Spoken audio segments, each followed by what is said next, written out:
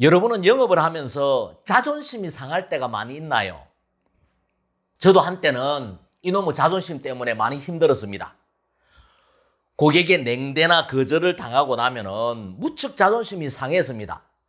그래서 도저히 영업을 못하겠다라는 생각을 한 적도 한 번, 두 번이 아닙니다. 그러다가 어느 날 이 자존심이라는 감정의 실체에 대해서 가만히 생각을 해보니까 이건 정말 바보들이 가지는 감정이다라는 것을 알게 되었습니다. 그 이후로는 자존심이라는 감정을 제 스스로 통제할 수 있게 되었습니다. 그래서 오늘은 제가 생각하는 자존심에 대해서 이야기를 한번 해보겠습니다. 모든 세일즈는 거절부터 시작된다.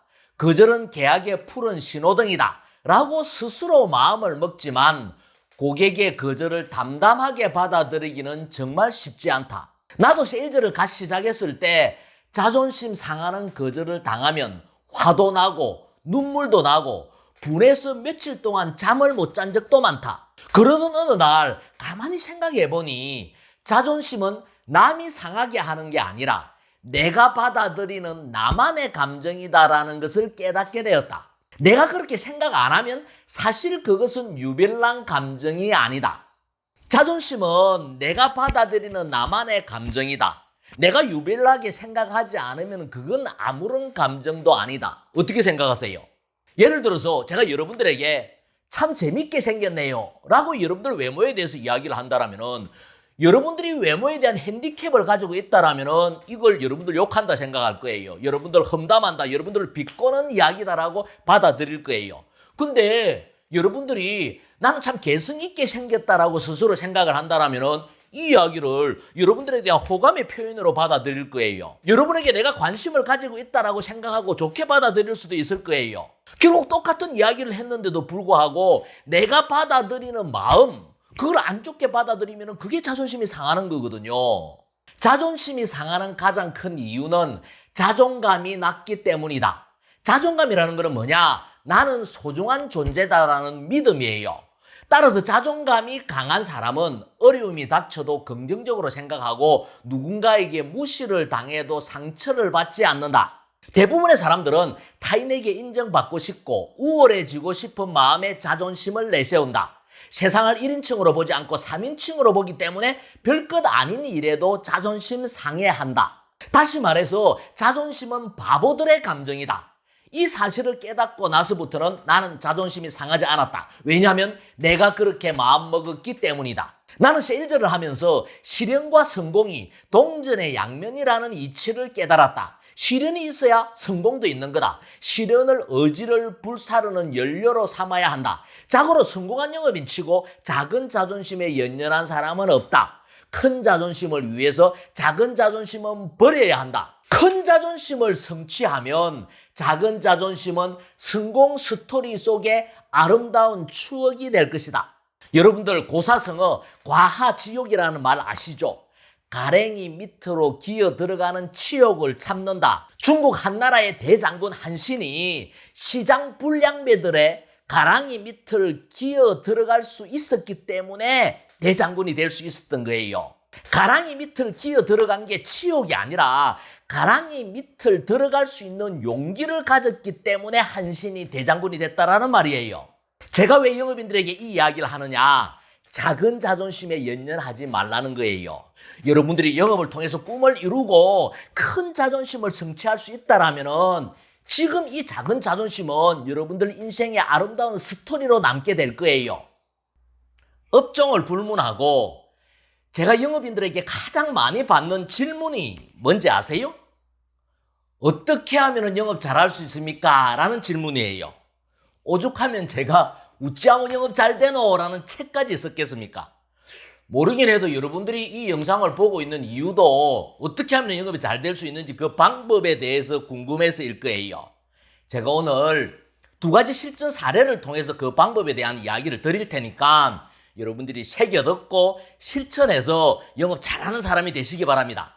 어느 신참 방문 판매 영업인이 사무실에서 실적이 가장 좋은 고참 영업인에게 일을 배우기 위해 동행 활동을 함께 나갔다. 첫 번째 집에서 초인종을 누르자 잠든 애를 깨웠다고 욕을 한 바가지 얻어먹었고 두 번째 집에서는 사나운 개가 달려들어서 주랭랑을 쳤으며 세 번째 집에서는 무단 침입을 했다고 물세례를 당했다. 이렇게 하루 종일 고객에게 상품 설명은 한 번도 못 해보고 문전박대만 당하다가 결국 사무실로 돌아왔다. 동행활동은 했지만 아무것도 얻지 못한 신참은 고참 영업인에게 무척 실망을 했다. 그에게 배울 점이 아무것도 없다는 생각이 들었다. 이 이야기 아주 오래된 세일즈 고전에 나오는 이야기예요. 여러분들은 어떻게 생각하세요?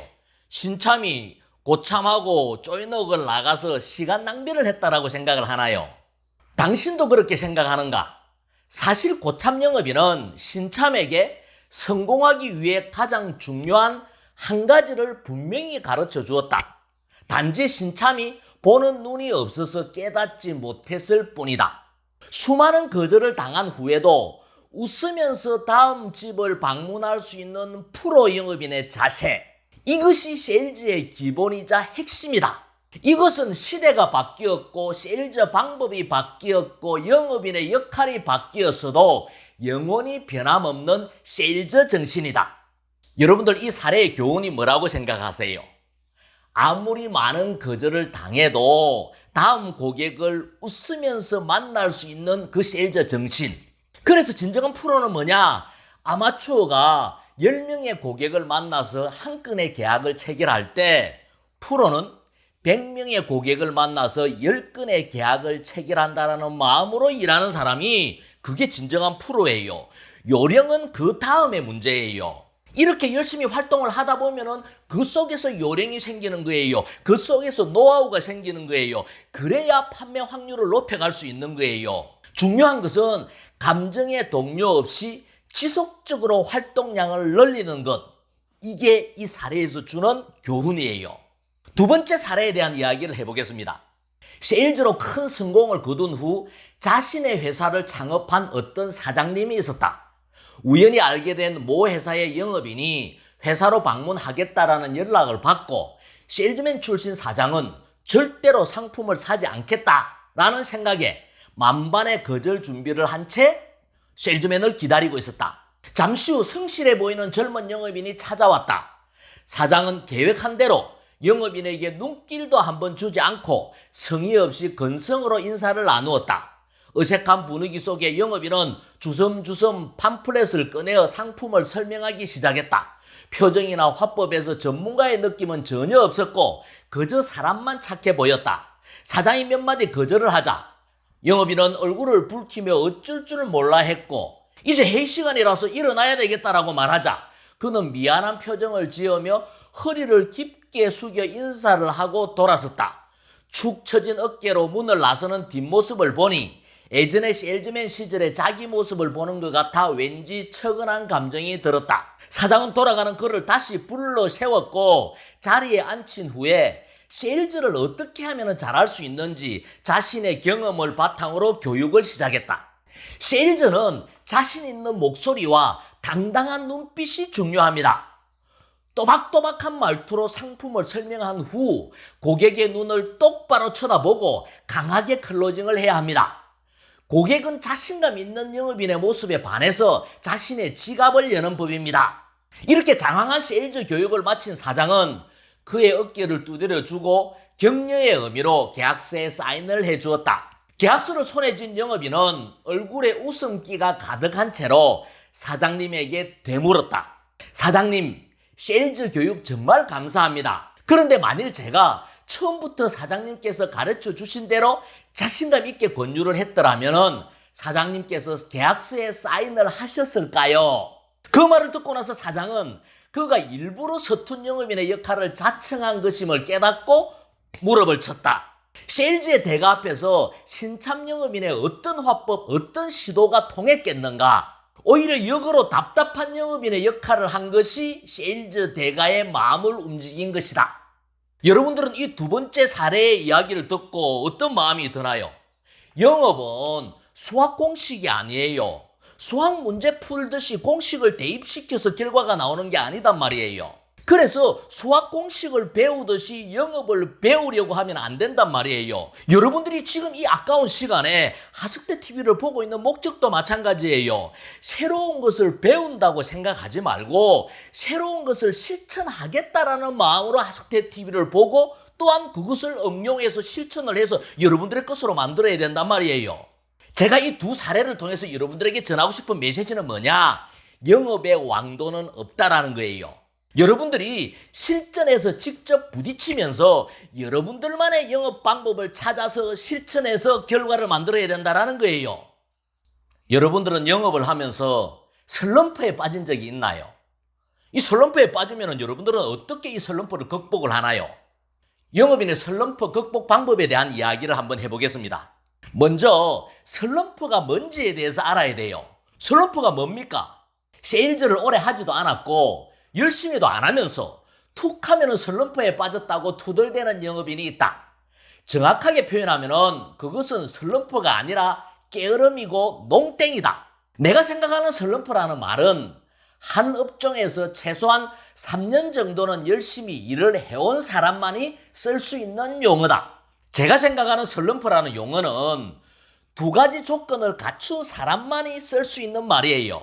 첫 번째는 한 업종에서 최소 3년 정도는 일을 한 사람. 두 번째 조건은 열심히 일을 하고 있는 사람. 근데 대부분의 영업인들은 이 슬럼프라는 용어를 너무 쉽게 써요. 일도 얼마 하지도 안 했고 일도 열심히도 하지도 않으면서 뻑하면 나는 슬럼프에 빠졌다라고 이야기를 하는 거예요. 제가 용어 정리를 해드렸으니까 여기에 해당되는 사람들은 용어를 슬럼프라고 쓰면 안 돼요. 나는 농땡이 치고 있다. 나는 게으름을 피우고 있다라고 생각을 해야 된단 말이에요. 근데 어느 정도 일도 하고 열심히 일을 하고 있는 사람이 슬럼프에 빠지는 경우가 있어요. 이런 사람들의 슬럼프의 정상에 대해서 이야기를 해보겠습니다. 영업인이 슬럼프에 빠지면 일이 힘들어지고 실적이 저조해진다. 또한 슬럼프는 무기력감이나 절망감, 더 나아가 일에 대한 회의까지 동반하는데 사실 이런 감정들이 더 큰 문제다. 슬럼프는 누구에게든 주기적으로 찾아오기 마련이지만 영업인의 슬럼프는 방치하면 치명적인 병으로 악화된다. 슬럼프에 자주 빠지는 영업인은 대부분 감정 기복이 심한 사람이다. 일을 할 때는 열심히 하지만 안 좋은 감정에 사로잡히면 무한정 일손을 놓아버린다.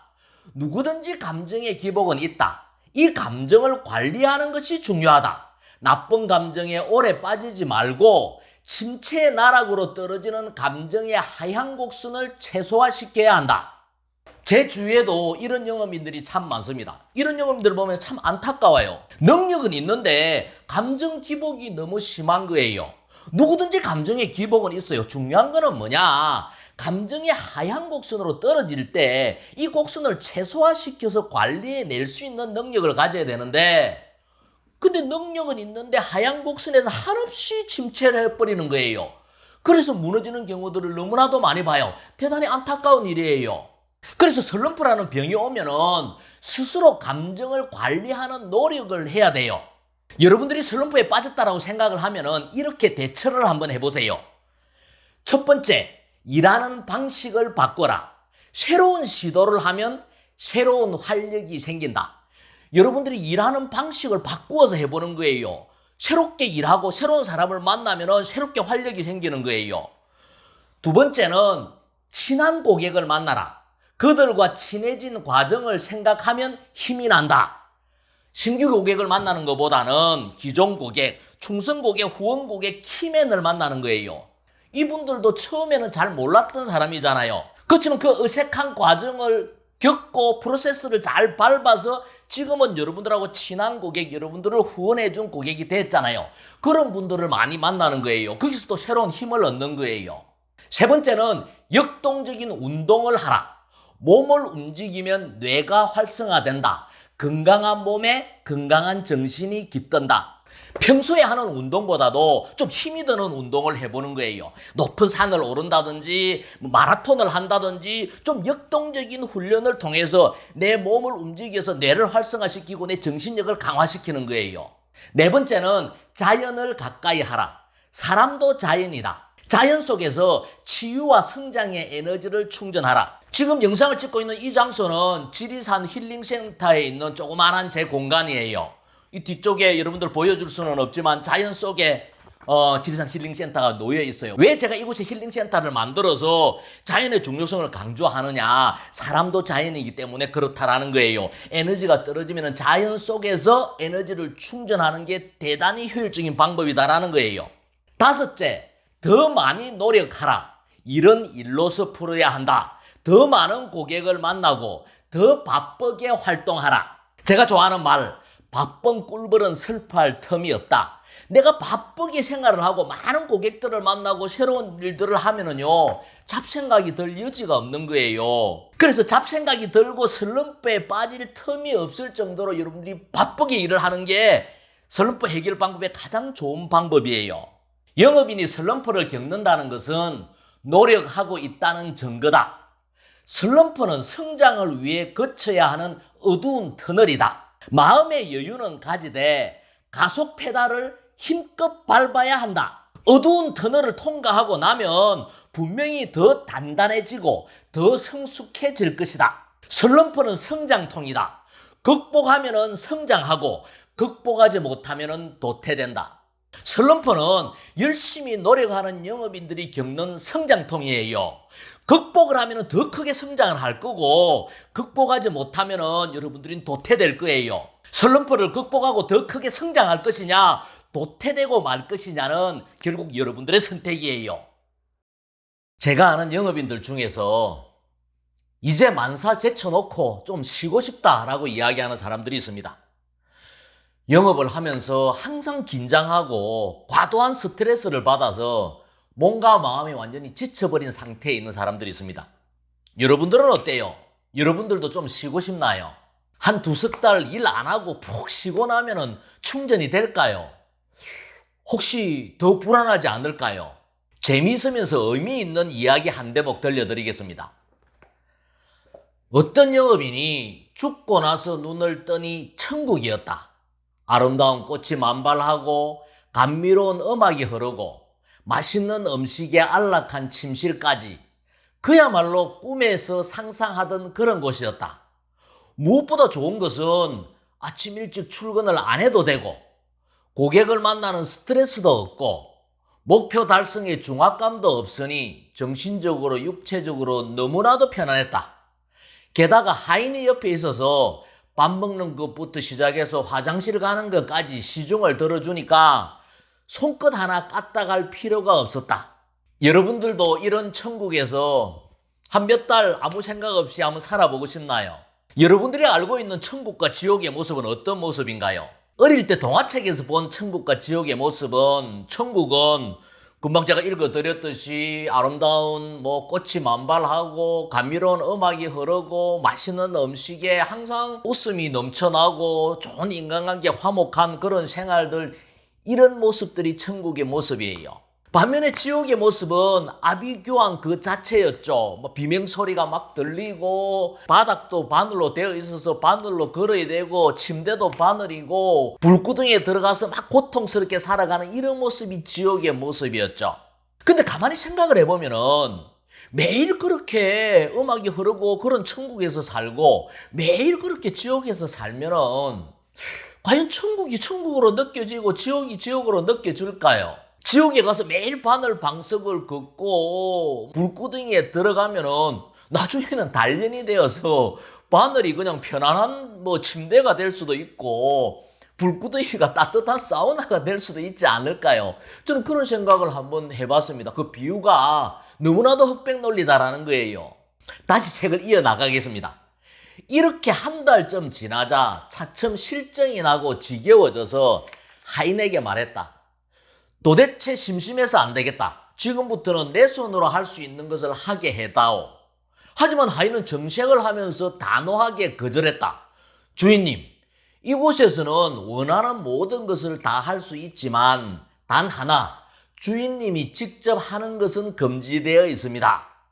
그 말에 영업인은 화가 나서 외쳤다. 그러면 차라리 지옥이 낫겠다. 내 손으로 아무것도 할 수 없다니 심심해서 어떻게 살라는 말이냐.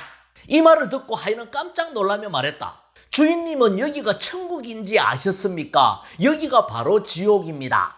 재미있는 이 이야기 속에는 인생에 의미 있는 교훈이 담겨 있다. 세상은 흑백 논리가 아니라 공존의 시각으로 봐야 참된 가치를 알 수 있다는 교훈이다. 일과 휴식은 공존하는 것이다. 열심히 일하는 사람만이 휴식의 달콤함을 안다. 매일 놀면 휴식이라는 단어도 생기지 않았을 것이다. 스트레스와 성취도 마찬가지다. 다소 스트레스를 받아야 성취했을 때의 보람과 희열도 큰 법이다. 중요한 것은 일을 즐기는 마음의 자세다. 일을 의무라고 생각하면 인생은 지옥이고 일을 낙이라고 생각하면 인생은 천국이다. 세일즈는 죽기 살기로 하는 일이 아니다. 고객의 거절도 즐기고 목표에 대한 중압감도 즐겨야 한다. 세상 만사 마음먹기 나름이다. 세일즈는 즐겁게 놀이를 하듯이 해야 장기적으로 성공할 수 있는 일이다. 영업인이 천국에서 사느냐 지옥에서 사느냐는 결국 각자 마음의 문제다. 여러분들은 어떤 마음으로 영업을 합니까? 여러분들은 현재 천국에서 사십니까? 아니면 지옥에서 사십니까? 세상 만사 마음먹기 나름입니다. 여러분이 하는 일, 여러분의 직장을 천국으로 만들어 보시기 바랍니다.